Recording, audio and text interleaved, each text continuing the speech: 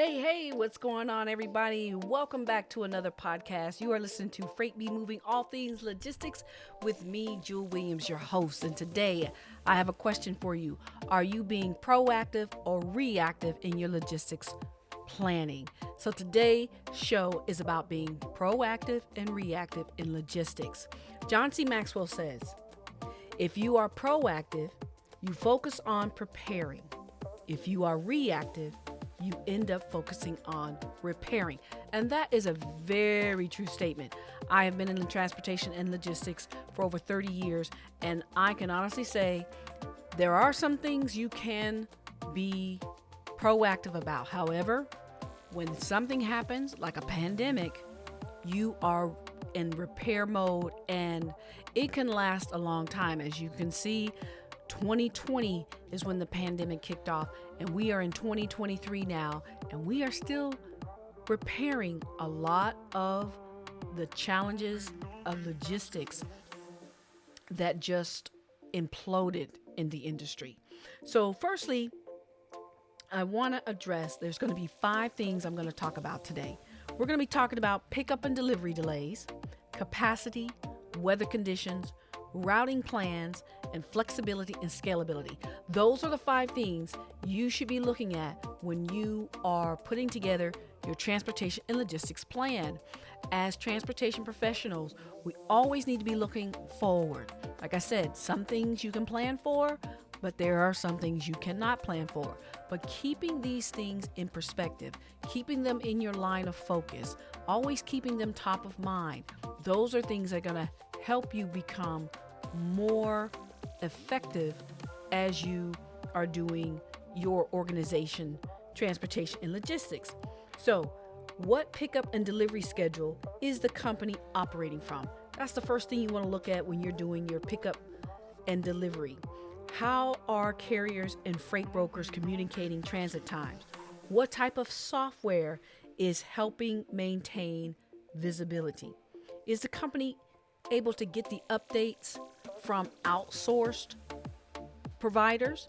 A lot of times, organizations may outsource. You may be outsourcing with a freight broker, or you maybe have a small transportation department, and you have to communicate with an outside broker.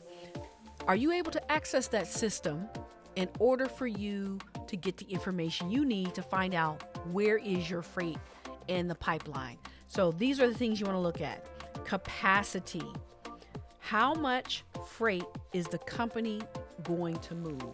That's one of the things you want to be planning for. That's going to help you identify how much capacity your company's going to need. When you're looking at capacity, what are the key routes to your customers? That's also going to impact capacity. What mode of transportation is best suited for these routes? That's also part of capacity. So if you are moving your freight strictly by truckload, you may be challenged with capacity because of the lack of drivers that are currently in the system. Also, there's been a lot of closures of freight and transportation companies in the year of 2022. And a lot of this is due to the cost of fuel, the cost of maintenance and maintaining the fleet. So as a manufacturer, shipper, warehouser, distributor, you're going to be wanting to keep an eye out to what is happening in these areas, because it's going to impact your capacity. You may need to switch to a rail system. You may need to switch to a parcel system. It depends based on where your customers are and how much freight you plan on pushing through is whether or not what kind of capacity you're going to need. So you're going to be needing to plan on your capacity.